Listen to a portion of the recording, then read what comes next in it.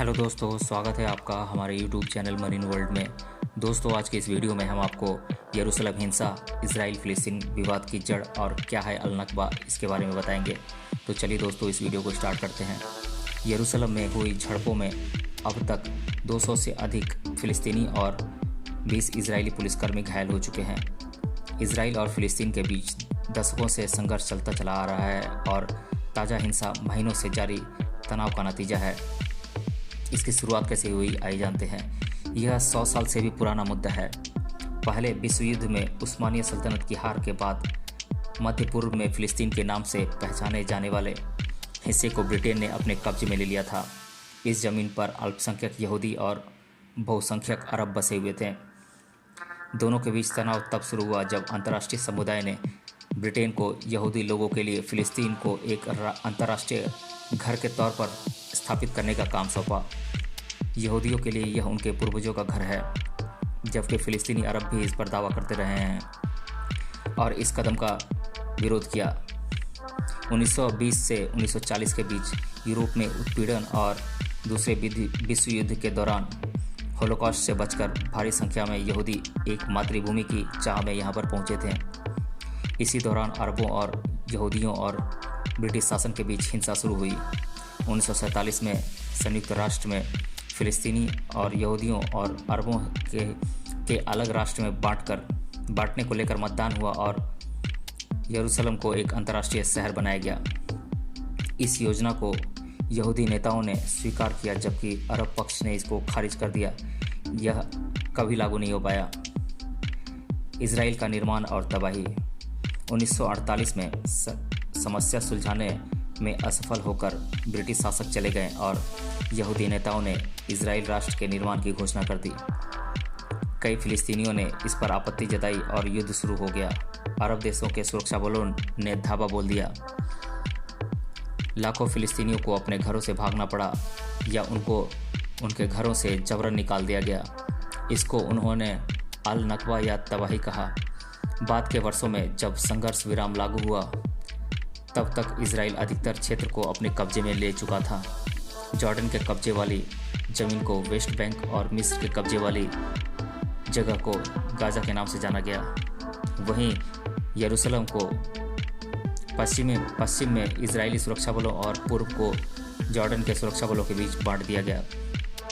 इसको लेकर कोई शांति समझौता नहीं हुआ था और आने वाले दशकों में इसमें कई लड़ाइयाँ लड़ी। 1967 में अगला युद्ध लड़ा गया, जिसमें इजराइल ने पूर्वी यरूशलेम और वेस्ट बैंक पर कब्जा कर लिया। सिर्फ यही नहीं, इजराइल ने सीरिया के गोलन हाइट्स, गाज़ा और मिस्र के सिनाई प्रायद्वीप के अधिकतर हिस्सों पर भी कब्जा जमा लिया। अधिकतर फिलिस्तीनी शरणार्थी और उनके वंशज गाज़ा और वेस्ट बैंक में रहते हैं और साथ ही साथ जॉर्डन, सीरिया और लेबनान में भी रहते हैं। न ही उनके वंशजों को इजराइल ने अपने घरों को वापस लौटने की अनुमति दी।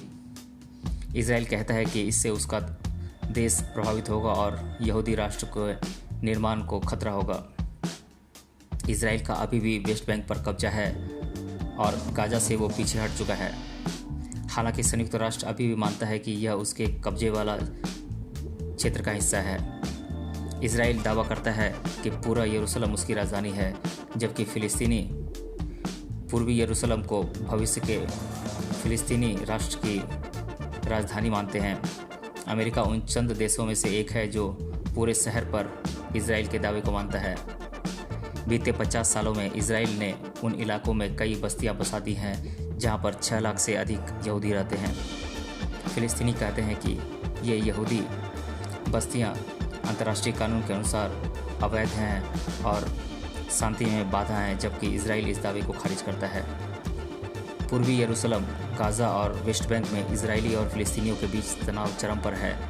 गाज़ा पर इस समय हमास का नियंत्रण है और उसने इजराइल से कई बार लड़ाइयाँ लड़ी हैं।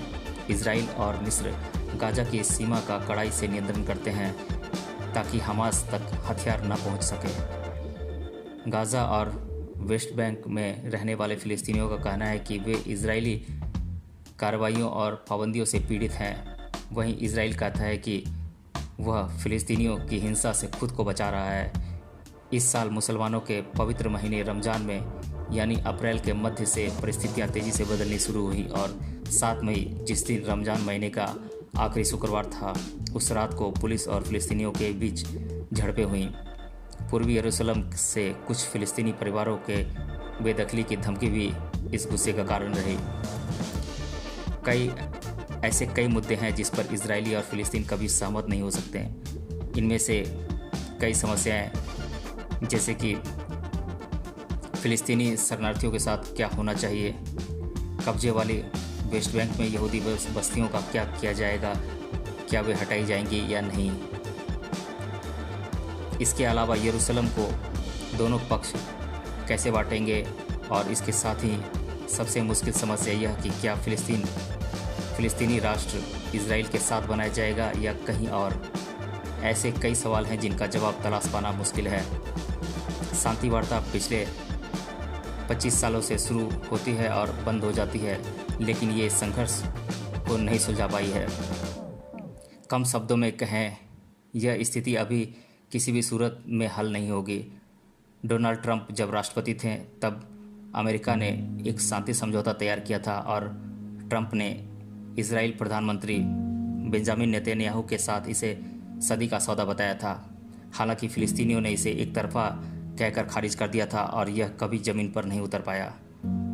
भविष्य में किसी भी शांति समझौते के लिए दोनों पक्षों को कई जटिल मुद्दों पर सहमत होना होगा। तो दोस्तों, ये तो थी यरूशलेम हिंसा पर चर्चा। अगले वीडियो में मिलते हैं किसी और नए टॉपिक के साथ। धन्यवाद।